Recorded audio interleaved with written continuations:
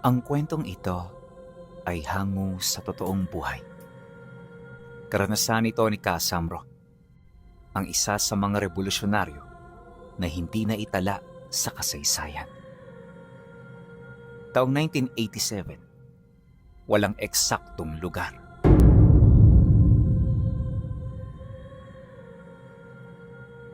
Sumapit ang panahon ng pakikibaka. Ang hangin sa Luzon ay amoy pulpura at dugo. Ang katipunan ay nagkabuklod-buklod pagkatapos ng nangyaring pagpupulong sa Tejeros. Ngunit ang laban sa mga Kastila ay patuloy na nag-aalab, lalo na sa bulubunduking bahagi ng Morong na ngayong pangkasalukuyan ay tinatawag na Rizal. Sa gitna ng kaguluhang ito, may kilalang kasapi ng kilusan na hindi na itala sa kasaysayan.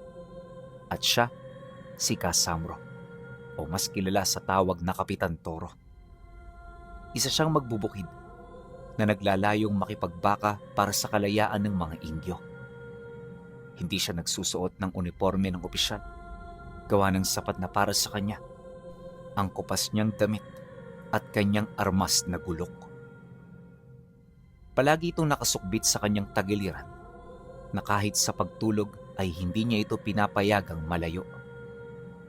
Marami ang humahanga kay Casamro Pinuno dahil hindi lang tapang ang taglay niya. Sa ilalim ng kanyang balat, malapit sa kanyang puso, nakabaon ang mutya ng toro. Ang mutyang ito ay hindi ibinibigay ng mga engkanto. Ito ay nakuha niya nang matalo niya ang isang mailap at mahiwagang tamaraw sa bulubundukin ng Mindoro noong kabataan niya. Ang mutya ay nagbibigay ng kapangyarihan na kung tawagin ay hulagpos. Kapag siya ay nanganganib o nagagalit, ang kanyang balat ay nagiging kasing tigas ng kamagong. Ang kanyang mga mata ay nagbabaga na parang uling at nagkakaroon siya ng lakas na katulad sa lakas ng 100 kalabaw. Sa ilalim ng mutya ng toro, si Casamro ay parang naging isang buhay na kuta para sa kanyang mga tauhan. Dahil dito, naging matunog ang kanyang pangalan. Siya ang naging sentro ng usap-usapan sa mga kazadores o mga sundalong Kastila. Alam ng mga ito na isang malaking banta ang tila bang umuusbong sa bayan ng San Ildefonso.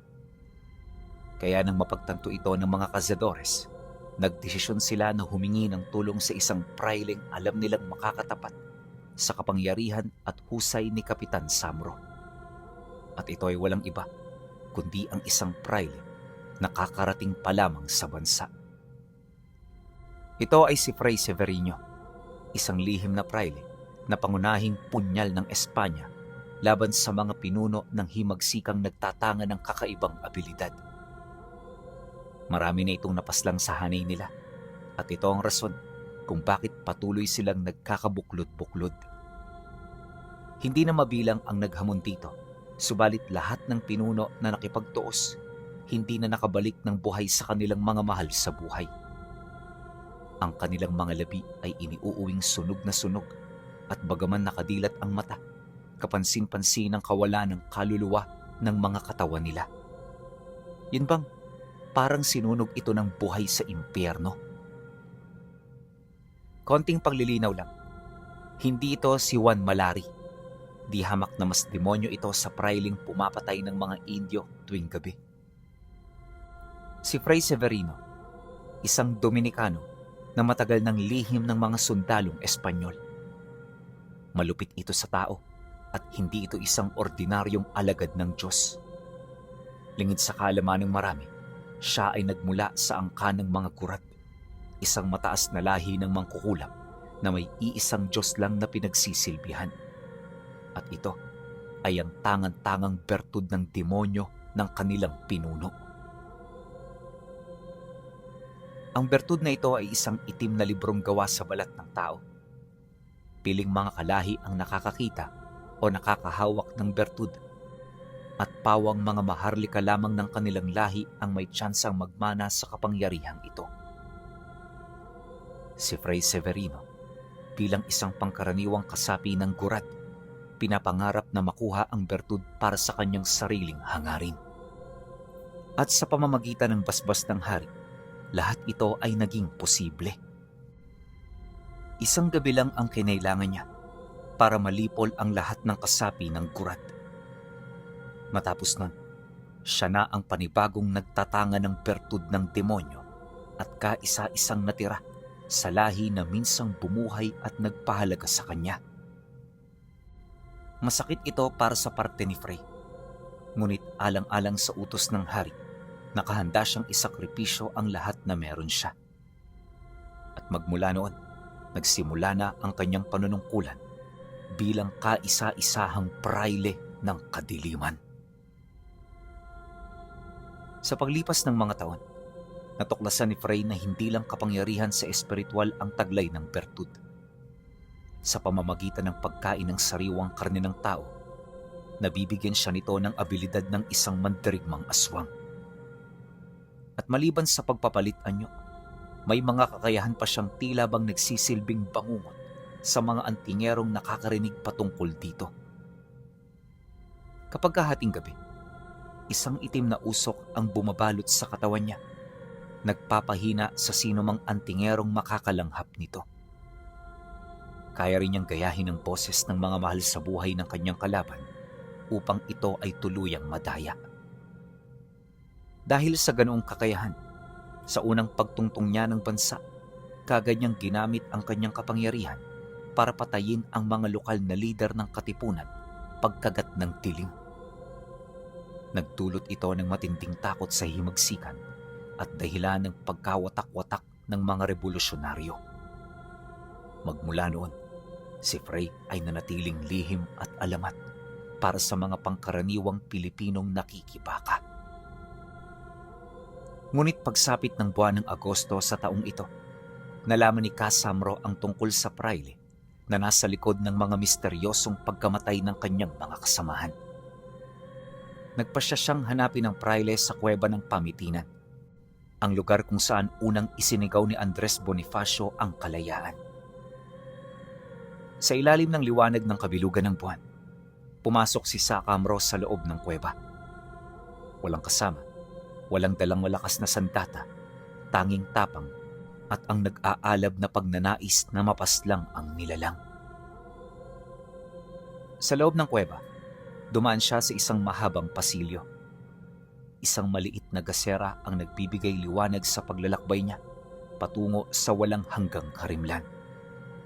At sa pinakadulo nito, nakita niya ang praile. Anyong tao, ngunit ang kanyang anino ay isang dambuhalang paniki. Pagpang-abot ng kanilang tingin, kagad itong ngumisi, nanlisik ang mapupula nitong mga mata at panakanakang nagpapalit ng itsura. Samro, ang mutya ng toro ay isang paganong anting-anting. Walang halaga laban sa kapangyarihan ng impyerno. Sa tingin mo ba mananalo ka? Matutulad ka lang sa mga antingerong nauna sa'yo. Naglaho at nakalimutan sa alikabok. Nang marinig ito ni Samro, hindi ito nagsalita. Sa halip, taimtim lang niyang binigkas ang mga katagang. Lakas ng kalikasan, puwersa ng toro. Sa aking katawan, maghari kayo. Biglang uminit ang kanyang dibdib at ang kanyang mga kalamnan ay lumaki. Ang kanyang balat ay naging kulay tanso. Nagsimula na ring lumabas ang kakaibang presensya sa kanyang katawan na siya namang mas lalong ikinagalak ng praile. At bilang pantapat sa abilidad na ipinamalas niya, buong puwersa itong sumugod sa kanya ng walang pakundangan.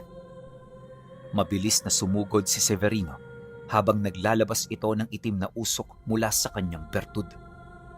Ang usok ay parang mga kadena na pilit bumibigkis sa katawan niya. Ngunit kahit nabigkis na nito ang katawan ni Casamro, nakapagtatakang hindi pa rin siya nito natinag. Bago siya tuluyang mapangibabawa ng kapangyarihan ng bertud, umatungal siya ng malakas na parabang atungal ng isang toro. Ang init na nagmumula sa kanyang katawan ay tumunaw sa itim na usok. Sumugod siya at sinuntok niya ang nilalang sa dibdib na nagdulot ng isang malakas na tunog ng pagkabali ng tadyang. Pagtila po nito pabalik sa dulong bahagi ng kuweba, dito na ito nagpalit ng anyo. Mabilis na nagbago ang wangis ni Severino. Naging isa itong dampuhalang paniki na may kuko na kasing talim ng punyal. Sinunggaban nito si Casamro at pilit na binuhat papaitaas. Binalak siya nito na ibagsak sa matutulis na mga bato upang mapigilan ang kanyang kakayahan. Ngunit habang nasa himpapawid, pilit siya ritong nakipagbuno. At sa pamamagitan ng lakas ng mutya ng toro, walang pagdadalawang isip niyang hinawakan ng bertud na nakatago sa habak ng praile. Gamit ang lakas ng tangan niyang mutya, piniga niya ito hanggang sa ang librong gawa sa balat ng tao ay nagsimulang umusok at umapoy. Nang masunog ang bertud, nawala ng kapangyarihan si Severino. Mabilis na naglaho ang anyo nito hanggang sa tuluyan na siyang bumagsak mula sa sahig ng kuweba, habang ang praile naman tumarak ang katawan sa matutulis na batong malapit sa kanya. Kagad itong sumuka ng dugo, nagsimulang magdeliryo at kalaunay lumupaypay, hudyat ng nalalapit nitong kamatayan. Habang nasa ganoong estado si Severino, kagad namang naagaw ang kanyang atensyon ng mutya nitong lumagpak malapit sa kinaroroonan ng praile. Pilit itong inaabot ni Severino, pero sa kasamaang palad, hindi ganon kahaba ang kanyang braso para makuha ito. Kalaunan, nang tuluyan na itong pumanaw, nawala ang usok mula sa bertud ng demonyo. At ang ikinagulat niya, bumalik ito sa dati nitong anyo. Ilang beses niya itong sinubukang wasakin sa iba't ibang paraan, pero naging bigo siya. Kalaunan, dito niya napagtanto na walang kamatayan ang bertud na tangan ng praile. At para hindi na ito makuha ng kahit na sino, nagdesisyon siyang itago ito sa isang lugar na pawang siya lamang ang nakakaalam. Yun ang akala niya. Lumipas ang mga buwan. Dahil sa walang katapusang pakikipagbaka, nakalimutan ni Casamro ang tungkol sa bertud ng praile. Kalaunan, nang magwakas na ang pakikipaglaban sa mga Espanyol, ang hanging amoy pulbura bunga ng nagdaang revolusyon ay napalitan ng isang mapanglaw na katahimikan. Sa pagbagsak ng Espanya, nakuha ni Casamro ang kapayapaang inaasam niya. Pero pansamantala lang yan. Ang mutya ng toro sa kanyang dibdib matapos ang matinding labanan ay nanatiling tahimik at mainit, isang tapat na kasama na tila nagpapahinga rin. Sa isang tahimik na baryo, nagtatag siya ng isang maliit na komunidad. Lahat ng mga nakatira roon ay kanyang mga kapatid sa himagsikan. Lahat sila bumalik sa pagsasaka at paunti-unti naging normal na ang lahat.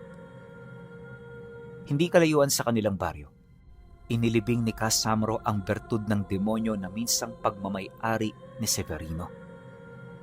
Umaasa na habang buhay niya na itong maitatago sa lihim ng panahon. Sa bawat kabilugan ng buwan, paminsan-minsan nararamdaman niya ang banayad na pintig ng mutya na tila nagpapaalala na ang kanyang tungkulin ay hindi pa tapos. Sa paglipas ng mga buwan, ang kapayapaan ay tila isang mabilis na panaginip. Isang araw, ang tunog ng mga kanyon ay muling umalingaw-ngaw, hindi mula sa baryo ng mga Kastila, kundi mula sa bagong dumating na kalaban, ang mga Amerikano. Ang balita ay mabilis na kumalat. Ang kasunduan sa Europa ay nilagdaan at ang Pilipinas ay ibinenta. Sa unang paghaharap, kagad na nakita ni Casamro ang pagkakaiba pagdating sa mga armas at teknolohiya. Ang bagong kaaway ay mas moderno, malalakas ang baril at tila hindi tinatabla ng takot. Ang kanyang mga tauhan na nagwagi laban sa mga Kastila gamit ang tapang at gulo, tila wala ng laban sa bagong puwersa. Ang mutya ng toro na dati-rati sapat na para sa proteksyon ay tila kinakabahan sa harap ng ganitong uri ng modernong digmaan. Isang gabi, habang nagmamasid si Casamro sa pagsalakay ng mga Amerikano, naramdaman niya ang matinding pintig ng kanyang mutya. Ang init nito ay naging isang nagbabagang baga, ngunit sa pagkakataong ito, hindi ito galit kundi nangangamba. Naintindihan niyo ni Casamro, ang kapangyarihan ay mula sa lupa, sa tradisyon, at sa kalikasan, habang ang kapangyarihan ng mga Amerikano ay mula sa makinarya at industriya, isang uri ng lakas na hindi madaling tapatan ng isang anting-anting.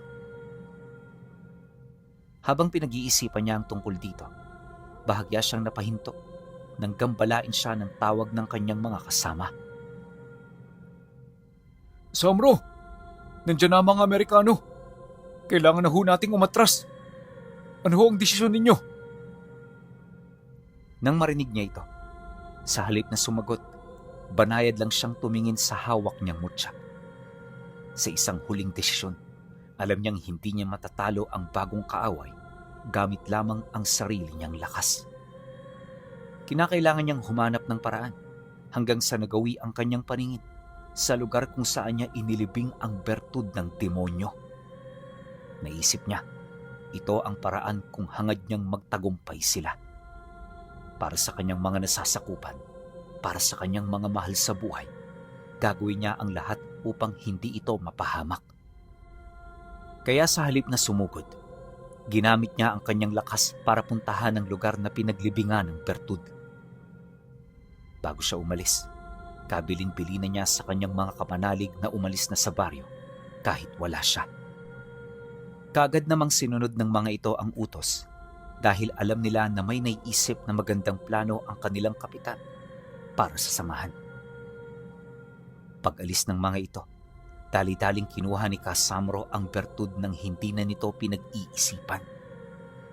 Naabutan niya ang samahan sa bukana ng gubat kung saan mula roon binuwal niya ang lahat ng puno na madaraanan niya. Itong nagsilbi nilang depensa upang hindi sila basta-bastang maabutan ng mga Amerikano. Kalaunan, nakatakas na sila, ngunit ang kapalit nito ay ang pagkasunog at pagkamatay ng mga naiwan sa baryo. Malayo man ang distansya, rinig na rinig pa rin nila ang alingaw-ngaw ng armas ng mga kalaban. Nagdulot ito ng matinding takot hindi lang sa kanya, pati na rin sa kanyang mga kasama. Dala ng desperasyon, para silang mga daga na nawala sa kanilang mga lungga. Pilit na naghahanap ng mapagtataguan sa lugar na alam nilang kinukubkub na ng mga kalaban. Ilang araw na naglakad ang kanilang grupo. Binubuo sila ng 50 katao. Lahat walang dalang gamit. Pawang mga gulok ang nagsisilbing mga armas at ilang araw nang hindi nakakakain ng maayos. Para sa pangkat, isang kalbaryo ang nangyayari sa kanila. Ngunit kahit anong gawin nila, wala silang magagawa. Talo na ang himagsikan at kakarampot na puwersa na lamang ang nakikipaglaban. Alam na nila kung ano ang kinahinatnan ng lahat, pero para kay Casamro, ang laban ay nagsisimula pa lamang. Hindi kalayuan sa iniwan nilang lugar, nakahanap sila ng sityo malapit sa bundok. Napapalibutan ito ng malawak na palayan at tahanan ito ng mga magsasakang matagal ng tubo sa lugar. Hindi karamihan ng tao, pero kilala sila ng mga ito. Kaya naman pagdating nila rito, kagad silang sinalubong ng mainit na pagtanggap.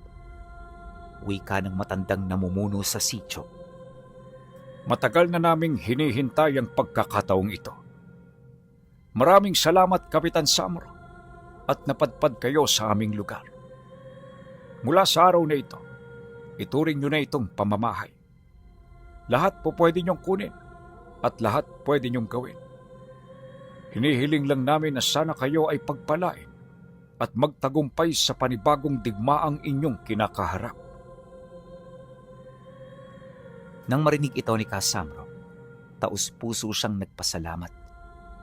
Nag-aalala man para sa sityo, wala siyang magagawa kundi ang manuluyan dito. Inaasahan din niya na sa mga susunod na araw darating ang mga Amerikano. Kaya nang makapagpahinga na sila, kaagad silang naghanda. At habang nagsasanay ang kanyang mga kasama, palihim siyang nagkulong sa silid kung saan siya nanunuluyan. At mula roon, gamit ang itim na libreta, sinimulan niyang bigkasin ang mga simbolong napapaloob dito. Kalaunan, may nagising siyang isang diwa. Diwa na may kakayahang makaunawa at makapagsalita.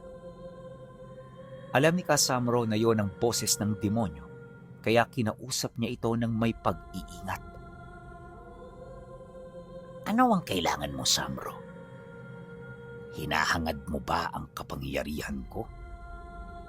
Gusto mo ba akong tumulong sa inyo? Huwag kang mag-alala.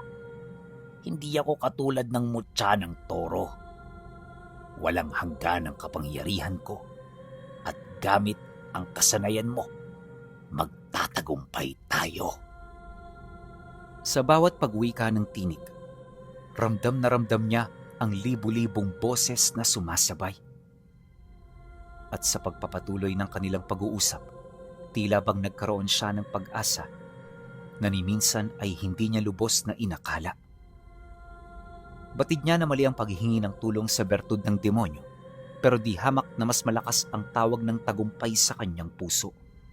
Nakahanda siyang isakripisyo ang lahat, alang-alang sa mga taong nagbuwis ng buhay para sa kanila. At dahil sa galit niya, nangyari ang hindi inaasahan. Kinagabihan, naganap ang pakikipagkasundo ni Casamro sa demonyo. Pinayagan niya na kunin ito ang kanyang kaluluwa, kapalit ng mga bertud para sa kanyang mga kasama. Ang bawat bertud ay kasing lakas ng anyo ni Severino, na siya namang inaasahan niyang tatalo sa mga Amerikano. Pagkatapos ng nangyaring ritual, dito na dahan-dahang nagbago ang timpla sa loob ng sitio. Marami ang naapektuhan, sa puntong maging ang mga taga roon ay aksidente na ring nahawaan. Sinubukan nila itong pigilan na parang pandemya, pero hindi sila nagtagumpay. At kalaunan, ang pangkat ng mabubuting mga mag-aaklas ay naging mga nilalang na may halang na kaluluwa. At si Casamro ang naging pinuno nila. Sa tabi niya ang matandang punong barangay ng sitio. Sa lahat ng tao roon, tanging ito lang at ang apo nitong lalaki ang hindi niya pinahintulutan na maapektuhan ng kapangyarihan ng bertud ng demonyo. May mas mahalaga kasi siyang misyong ibibigay rito, at ito ang misyon na kung saan itatala nito ang bawat pangyayari sa kanyang buhay. Hindi niya hangad na ipaalam ito sa madla. Ang nais niya ay may pamilyang aalala sa kanyang mga sakripisyo sa paglipas ng mga henerasyon. Ito ang isa sa mga hangarin ni Casamro, kaya araw-araw nasa likod niya ang matanda, tahimik na nagmamasid sa lahat ng nangyayari. Dumaan ang 2 linggo. Natuntunan ng mga Amerikano ang kanilang pugad. Inakala ng mga ito na wala ng laban ang mga nanananahan sa lugar na yon, kaya literal na kampante silang lumapit. 2 gabi nila itong pinagmasdan hanggang sa dito nila nakita ang pangkat ni Casamro. Para hindi ito maghinala ng kung ano, tahimik silang nagbantay. Normal ang kanilang mga wangis, animoy isa pa rin silang mga ordinaryong tao. Kaya naman nang makita ito ng pangkat ng mga dayuhan, kaagad itong nagsagawa ng paglusob sa pagsapit ng 3 gabi. Di pa man tumutungtong ang 7:00, umalingaw-ngaw na sa baryo ang malalakas na putok ng baril. Hindi ito nilubayan ng mga Amerikano hanggang sa mapansin nila na walang kahit isang tao ang nagsisipulasan sa lugar na yon. Maya-maya pa, lumabas si Kapitan Samro kasama ang mga tauhan niya na pawang walang kaarmas-armas sa mga katawan nila. Tumayo sila sa kahon ng palay kung saan ang mga binhi ay papasibol pa lamang. At hindi kalayuan sa kanilang kinaroroonan ay ang mga kanyon at baril na dala ng mga Amerikano. May mga kasama rin itong mga Indyo na nagsisilbing mga mata at tenga nila sa mga lugar na hindi sila pamilyar. Pagsilay niya sa mga ito, kaagad niya itong nilapitan at kinausap. Ilang metro ang layo mula sa mga Indio, kaagad siyang tinutukan ng kanyo ng mga Amerikano. Nakita niya na nagsisitawanan pa ang mga ito, na parabang isang malaking biro ang kanyang paglapit. Ngunit sa halip na matakot, matapang niya itong kinaharap. Maya-maya pa, marahan niyang hinubad ang kanyang damit hanggang sa makita ng mga Indio ang kanyang dibdib kung saan nanananahan ang patay na mutya ng toro. Ang pinakamasakit na katotohanan sa lahat, hindi dayuhan ng tunay nating mga kaaway, kundi ang mga traidor nating kauri. Kayong mga Indio, kayong mga mapagkanulo, isinusumpa ko sa gabing ito.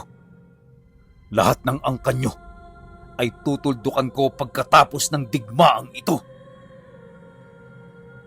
Pagkasambit niya ng mga katagang yan, kaagad siyang pinaulanan ng bala ng mga Amerikano. At sa isang kisap mata, lumaganap ang kaguluhan sa paligid. Inakala ng mga kalaban na patay na siya, ngunit pagtahimik ng mga alingaw-ngaw, nakita siya nitong makisig na nakatayo habang hinahayaang tumulo sa kanyang katawan ang mga itim na dugo.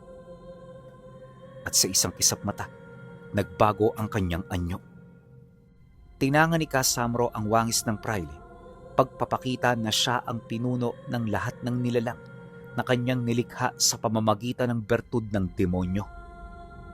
Matapos nun, dito na rin nagbago ang anyo ng iba pa niyang mga kasama.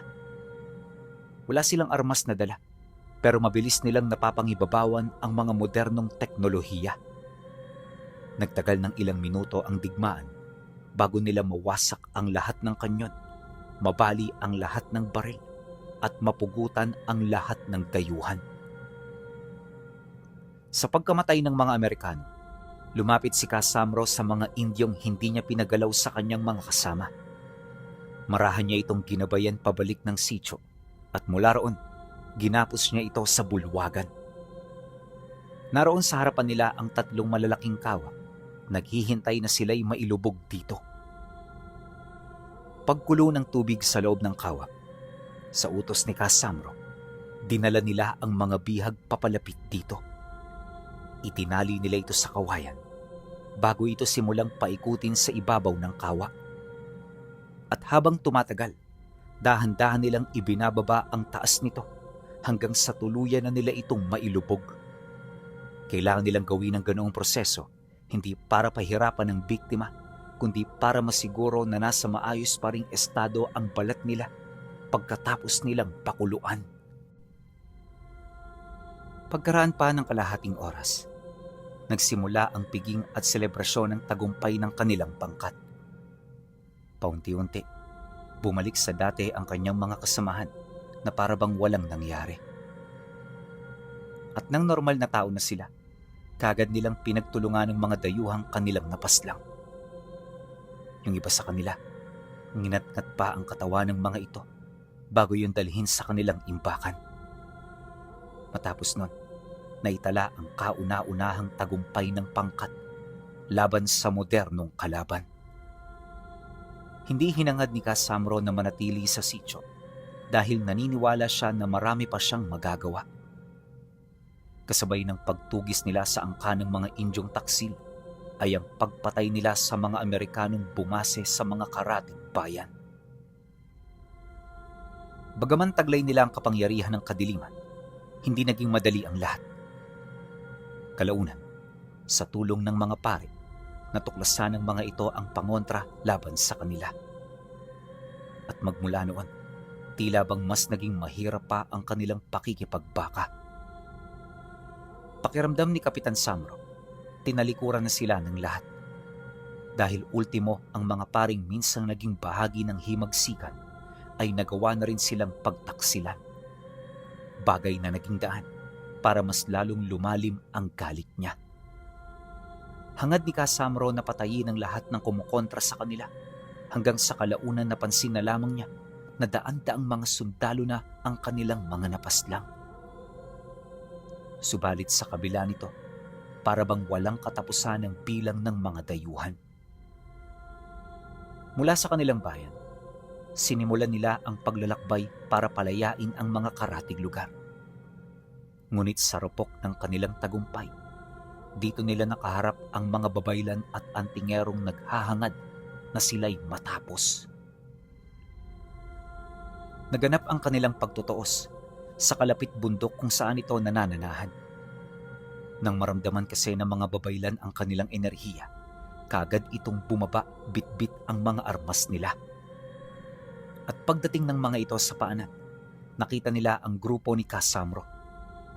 Habang papalubog ang araw, nangyari ang seryosong pag-uusap sa pagitan ng kanilang mga panig. Hinangad niya na makipagtulungan sa mga babaylan, pero hindi ito pumayag. Wika ng matandang namumunong Dibino. Pasensya ka na, Kapitan Samro. Pero hindi ko pahihintulutan na lumabas kayo ng buhay dito sa lupain ko. Alam namin ang inyong ipinaglalaban. Ngunit hindi mabuti na gumagamit kayo ng kapangyarihan ng demonyo. Nakakalungkot man, pero inaalisan na namin kayo ng karapatan na mabuhay pa mula sa oras na ito. Nang marinig ito ni Kasamro, hindi niya nagustuhan ang sinabi ng Dibino. At mula roon, buong galit niya itong kinaharap. Walang sabi-sabi, kagad siyang nagpalit ng anyo. Nang makita ito ng matanda, kaswal lang naman itong tumingin na parabang hindi ito nag-aalala. Maya-maya pa, pagsugod ng pangkat nila, 2 purong liwanag ang kanyang nakita bago nito tuluyang lusawin ang kanyang mga kasama. Kalahati ng pangkat ay agad na nabura, ngunit sa kabila ng kapangyarihang yon, hindi pa rin sila natinag. Ang kanilang pag-aalala ay napalitan ng pagmamalabis na manakaw ang kapangyarihan ng Dibino, dahilan para hindi na nila makita ang masaklap na katotohanan. Sa loob ng ilang minutong pakikipaglaban, hindi sila nagkaroon ng tsansa sa matanda. Sa bawat pag-atake nila, kagad itong naglalaho kasabay ng pagpapakita nito sa kanyang mga kasama upang ito ay paslangin ng mabilisan. Hindi naglaon, nakita na lamang ni Kasamro na nag-iisa na pala siya. Ang kanyang mga kasama ay bumalik na sa alikabok at ang tanging natira ay ang matanda at ang apo nitong nakatitig sa kanya habang bakas sa muka ang matinding pag-aalala. Paunti-unti, nakaramdam na rin siya ng panghihina, ngunit hindi niya piniling sumuko. At sa huling pagsugod niya, nakita niya ang mga bituin sa langit na tila bang lumalakas ang liwanag.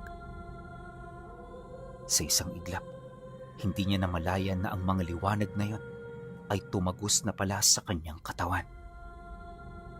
Mabilis siyang nilamon ng apoy hanggang sa kumalas ang mutya ng toro na matagal nang naging kaakibat ng kanyang katawang lupa. Magmula noong napaslang si Kasamro, bit-bit ng maglolo ang lahat ng istorya ng buhay niya. At hanggang sa ngayong pangkasalukuyan, may mga tao pa ring nagdadala ng kwento ni Kapitan Samro at ang ginawa niyang desisyon sa kanyang tangan na pagyakap ng mutya ng toro sa bertud ng demonyo.